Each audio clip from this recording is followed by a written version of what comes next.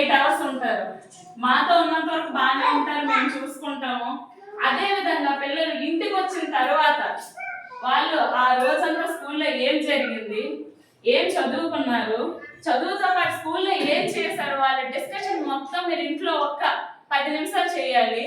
ఒక 30 నిమిషాలు వాళ్ళకి ఏ హోంవర్క్ ఇచ్చాము, వాళ్ళు ఏ విధంగా చేస్తున్నారు, చేసేటప్పుడు చదువుతున్నారా, కరెక్ట్ గా రాస్తున్నారా అనేది మీ ప్రమేయం కూడా, మీ పర్యవేక్షణ కూడా మాకు సహకారం కావాలి. ఇందులో చాలా మంది పేరెంట్స్ చేస్తున్నారు, ఎందుకంటే స్కూల్కి వచ్చిన తర్వాత మాతో మాట్లాడతారు, ఆ మాటల్లో మాకు అర్థమవుతుంది వాళ్ళకి పిల్లల మీద ఎంత ఇంట్రెస్ట్ పే చేస్తున్నారు అనేది.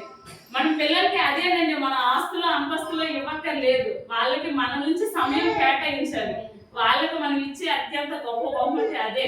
వాళ్ళకి చదువుకోవడానికి మన సహకారం, మనకి కొంత టైం, మనకు ఉండదు టైం. మనం రోజంతా పొలం పనులు చేస్తాం, ఇంటికి వచ్చిన తర్వాత వంట పెంట మిగతా పనులన్నీ ఉంటాయి.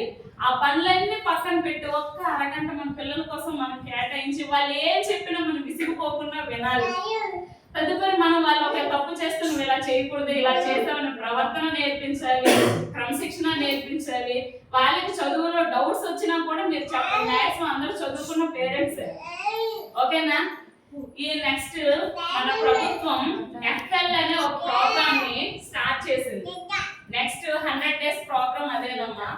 ఆ ఎఫ్ఎల్ అంటే ఏంటంటే, మన పిల్లలు ఉన్నారు ఇప్పుడు, ప్రతి ఒక్క విద్యార్థికి అక్షరాలు చదవడం, గుర్తించడం, పదాలు చదవడం, గుర్తించడం, వాక్యాలు చదవడం, రాయడం. వాళ్ళు ఏ స్థాయిలో ఉన్నారని చెప్పి రీసెంట్ గా గవర్నమెంట్ డైట్ కాలేజ్ నుంచి కొంత స్టూడెంట్స్